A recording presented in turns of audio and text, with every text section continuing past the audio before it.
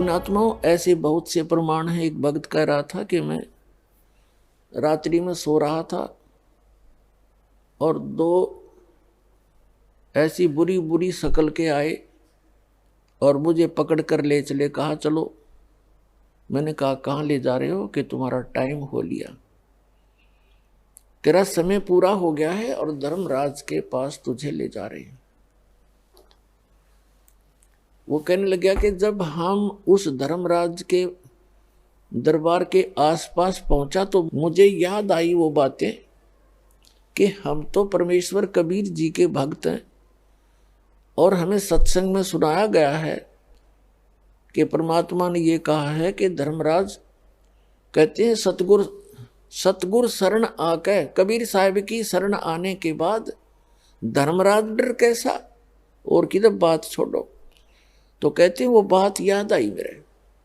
मैंने उनसे कहा भाई तुम्हारे गलती लगी है, हम कबीर साहब के भक्त हैं और आप यम के दूत हो। हाँ, हम यम के दूत हैं, तो आप हमें नहीं ले जा सकते।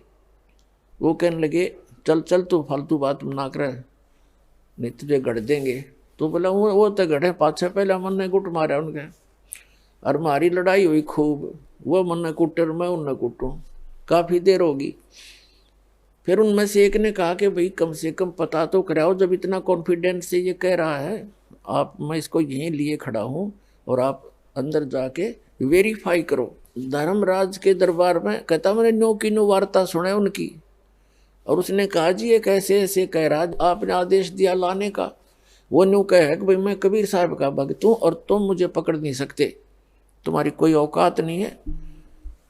तब धर्मराज ने देखा रहा तुम किसने ले आए, इस नाम का एक और आदमी है, उसको लाओ और बाबा इसने मत छेड़ो, मन ने भी मरवाओगे तुम, छोड़ दो इसको। तो वो बाहर आया तो उसने कहा रे छोड़ बीमारी ने। और वो कह रहा था कि मुझे ऊपरे तो पटक दिया उनने, नो मारा पगा फेंक के, और मैं उनो करता हुआ। और जब शरीर के अंदर वापस में प्रवेश हुआ, बाहर निकला, जो मेरा शरीर पड़ा मुझे दिखाई दिया, वापस आया तब उसमें प्रवेश होता दिखा।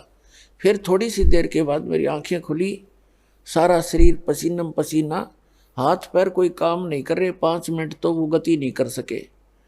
तो मेरे पक्का विश्वास हो गया कि आज मेरी टिकट कट गई थी, जब परमात्मा की शरण में नहीं होता। तो पुण्यात्माओं, तो कबीर साहब की आंखों देखी लीला परमेश्वर की उस प्यारी आत्मा गरीबदास जी ने जो वर्णन किया,